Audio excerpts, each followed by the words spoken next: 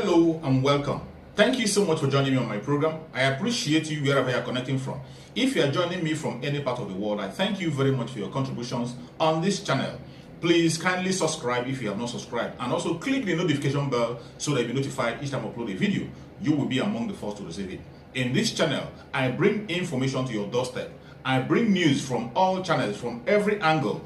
Things that have to do about the world, things that have to do about Africa, more especially Nigeria. I bring it to your doorstep. Some information that you ignore, some information that you cannot be able to come across, I look for them, I bring it to your doorstep for you to see.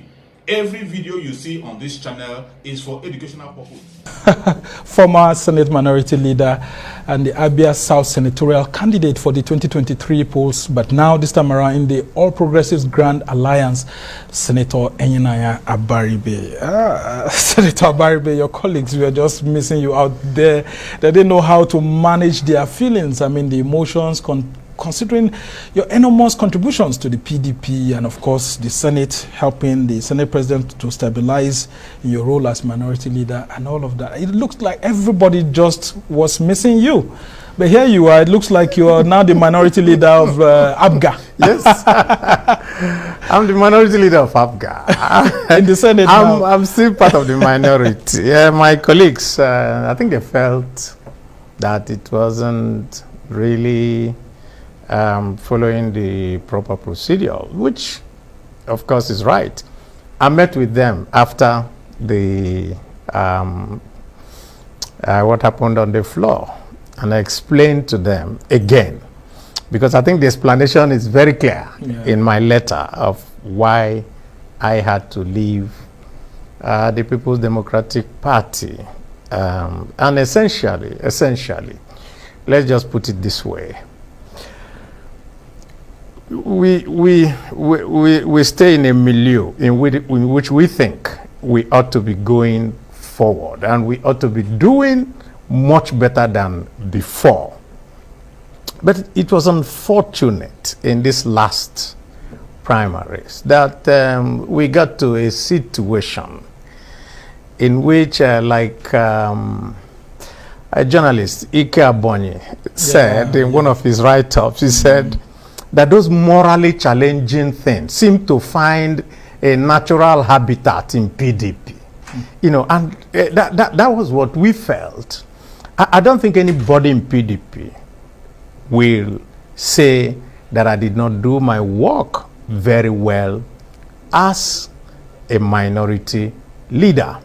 And what we challenged APC about, and what we challenged the presidency about, is due process and doing exactly the right thing, only to come back to my party and for a matter of congresses and primaries, and the party does exactly the same thing that we are challenging others about. And so I think it was Booker T. Washington says that it's better that you go into the company of the people that you think are better for you than just continue to wallow in the company of those who think that at every time anything goes. I just refuse to accept anything goes.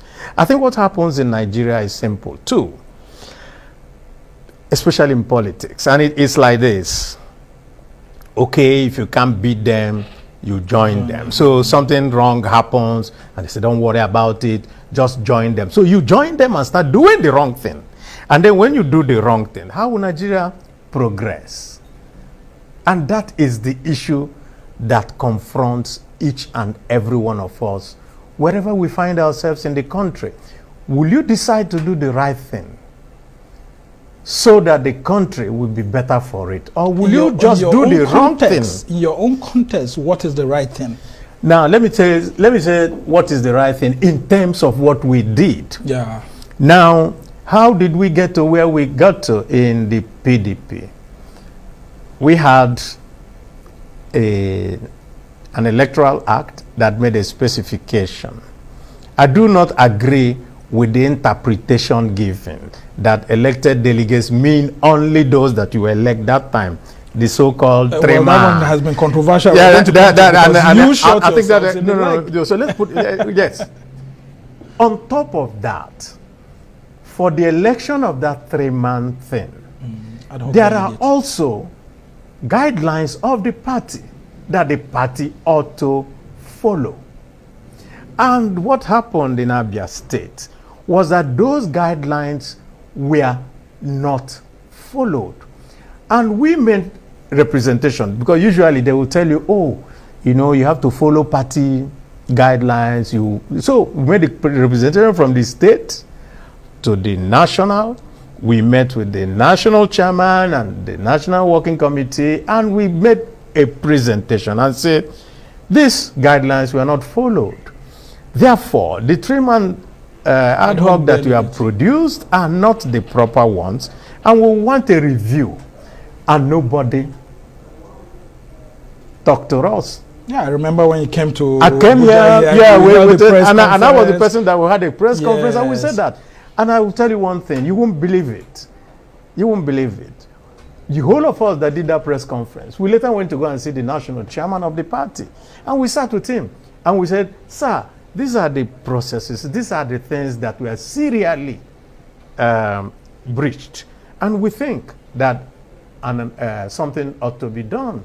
And he looked at us and said, okay, I've heard you. And that was it. And that was it. Well, And then they went back, and then they just continued. And so we said, okay, if I know that a process is stacked against me, and why would I go and I'm complaining about the process? So why would I continue to give credit to that process by being part of it? And so prior to that time, I wrote a letter. Most of the other people wrote letters and said, we are not part of this process. Just like you exited from the primaries. We exited so that you cannot now say. But look at the funny thing that happened. Even though we exited from the primaries, they still turned around and allocated figures to you. I mean, I was laughing when I saw that. They allocated some figures to you me. and I, distinguished Senator Yes. Abaribe, know that all politics is local. And the PDP was counting on the governors to help out in the presidential primary and, of course, other primaries. And, of course, they needed to grant the governors certain concessions. But here you are. If you wanted to have come back to the Senate, I'm sure maybe there would have been an arrangement that may favor you one way or the other, though I know that the governor wants to contest the same seat with you now. But you were looking to be the governorship candidate of the party. And, of course, you know that incumbents have the right to actually sort of nominate their successors, certainly through the party process. Precisely. Isn't it local politics here? No. It's what you're saying is correct. And we never said that incumbents have no right to nominate anybody they want. All we are talking about was just a fair process. Give me as much chance as you give whoever you want to bring, and let him come and face me in the field. And that is exactly what we continually told the party.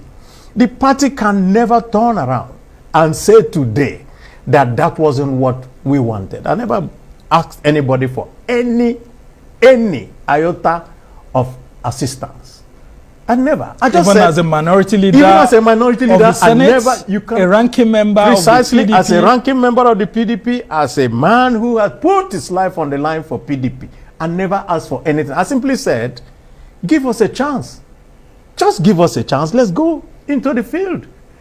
Why would you not do that? That is the point. And that's why I say that somehow, like Ike said, there seems to be a natural habitat for those of course, I mean, morally challenging things. People would have said, as a former deputy governor of Abia State, that you should have been accorded certain respect by the party, that it looks like the PDP just used and dumped you. Do you feel betrayed? No, I don't. I only feel disappointed in some of the leadership of the PDP.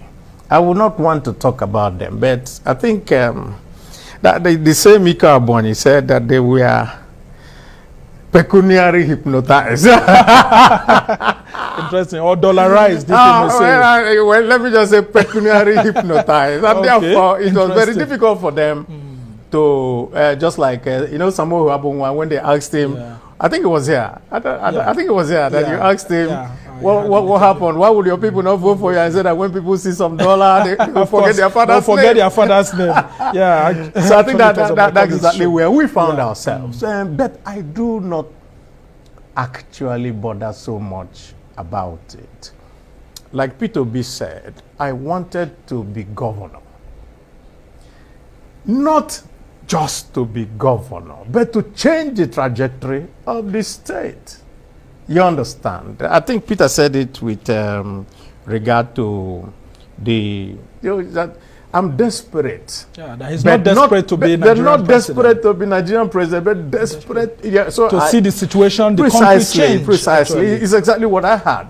Desperate to see the situation change. And of course, when I got to ABGA, actually, they now said, this is your natural habitat. And not the Labour Party. Why didn't you follow Peter Obi to his Labour Party? I think by then, Labour Party had already concluded the arrangements and so on and so forth. But of course, the natural habitat of us in the southeast is ABGA. Yeah. And you can see from what has happened in all parties now, all that the parties have told the southeasterner is, you don't belong. You just don't belong.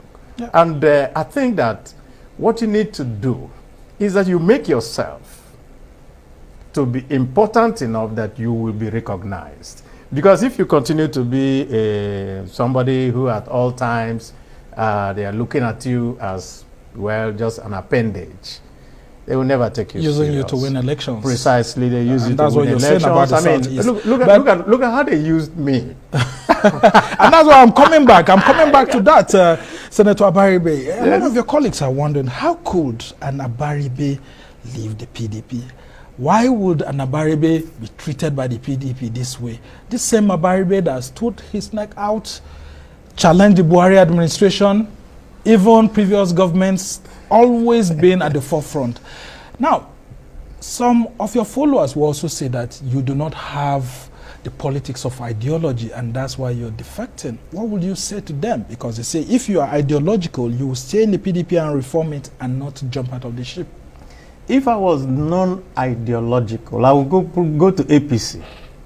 Because if you have the major ideologies, it will now be the conservative APC and the progressive non-APC. So I'm still in non-APC. So I'm ideologically inclined that I will never be part of the hegemony. And I tell you one other thing. What did we complain about for APC? We complained that the APC government, led by President Muhammadu Buhari, was not fair. Just was totally unfair to the people who are not from what he claimed is his own place. You remember that in 2016, immediately after he had come and he started making his appointments, I was the first person to raise it on the floor of the Senate. I said, you can have all the security apparatus under. He must be a Muslim, he must be a Northerner and all that. As if they're the only people who inhabit this country. And at the time that I was saying that, I was talking for the rest of Nigeria. Yeah, and I will still continue to talk for the rest of Nigeria. Even the APC guys, sometimes when we have interviews with them, they'll be saying, yeah, it looks like Abaribe was actually right in some of the criticism. The good ones, they actually accepted them very well. But how about you, Senator Abaribe, misreading the politics of Abia State? You wanted to be governor. There's the old Bend there and then old Aba regions and all of that, where there's always this tectonic movement between these two and all others. Did you by chance not, use your political barometer to weigh in the Abia politics well before agreeing to go for the governorship? No, I actually read it very well. The people in Abia, what they wanted was not the shift from one part to the other. It was the removal of the hegemonic clique that had held Abia down and moved from one hand to the other. And so when we now got to the point where the current governor also wanted to hand over to someone, we said, no, if we don't break this chain, Abia will continue to sink the way it has done. and continue to be a laughingstock of other states in and around Nigeria. So that was the primary aim, which was let's cut this whole thing off.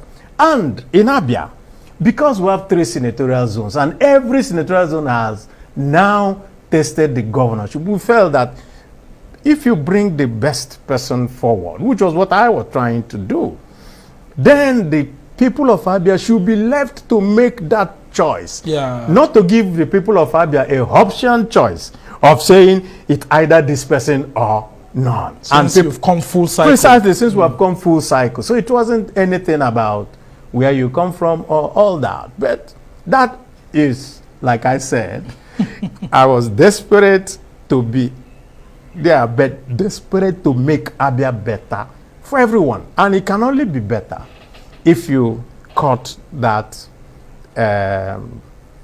what do you call it now, godfatherism and those type of things. Of course, in almost every state, all of them try to do it. And of course, Nigeria will not be better if we don't break those kind of chains.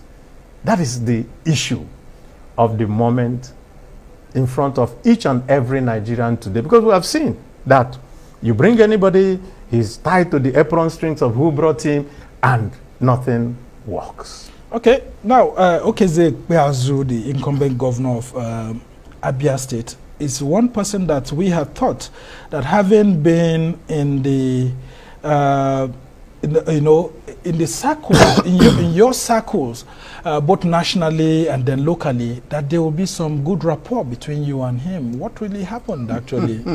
Because even when you made your announcement, your bid for the governorship, you took time to seek his blessings, you attended some functions with him.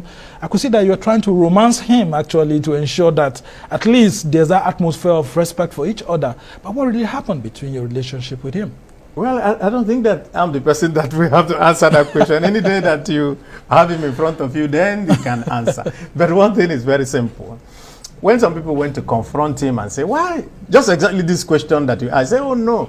You know, the senator, I respect him very much, but he comes from the same place with me. And because he comes from the same place with me, he cannot be governor. And then they asked him the follow-up question, which he couldn't answer. Okay, if he comes from the same place with you, and you don't want him to be governor, why do you want to be senator? Since you're also coming from the same place. Does it mean that there are other local governments also within the same Abia South don't deserve to be senator? So, and of course, he couldn't answer that question. I do not know what happens to when you get into the executive office. In fact, David Mark asked me one day, he said, I would like to use you as an experiment. I said, let me see whether you can get there and change. Because he looked at something happens once you become... When you get into executive office. I think maybe because everybody kowtows, everybody begs you, everybody, even your fathers lie down on the ground for you, then maybe you start having delusions. You know, that's what I would call it. But that's not a question that I can answer. Okay, but you still have a good relationship with him personally? I don't have any adverse relationship because, I mean, I respect your office. I come to you and I say, let us do this. But if you don't say, oh, that you don't accept, all I asked him was, let us have a level playing ground. I don't care if you're bringing your younger brother. I don't care. But let the person get to the field with me and test himself with the public. So the problem now is, of course, you don't even want it to happen. You now get the party and then, of course, all those things. For me, I'm in Abga. And you're going I'm the senatorial candidate for Abga. Both of you are going to slug it out. He's going to be in the senatorial candidate. Let us now, we will now meet and let the public choose between me and him. And you think you have the capacity to withstand a sitting governor? Well, the point really is that if it's in terms of going inside your bedroom and writing the list of a few people, you can do that. But the public, you're going to have to, the public will have to make up their mind about you. And do you think it's going to be a referendum on what you have done, not just for Nigeria, but for the Southeast? It's going to be a referendum on both of us. His performance as governor and my performance as a former Senate minority leader and somebody who talks about matters concerning the Igbo race. Yes, and of course, I want us to go on the break now. When we come back, we'll be talking the general issues now. The Igbo race, national politics, and of course, the presidential candidates who have emerged. My pleasure. All right, you're still watching the Arise interview. When we return, the conversation continues with Senator Eyinnaya Abaribe. Stay with us.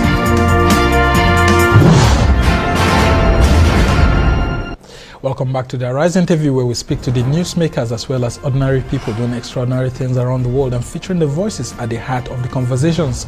I'm Somna Sambo, and of course my guest is still the former Senate minority leader, who is still the serving senator, and the Abia South senatorial candidate of the All Progressives Grand Alliance, ABGA, Senator Eyinnaya Abaribe. And we've been taking a look at all the issues that led to his defection from the main opposition, PDP, to ABGA. And of course, we thank you for still being with us here.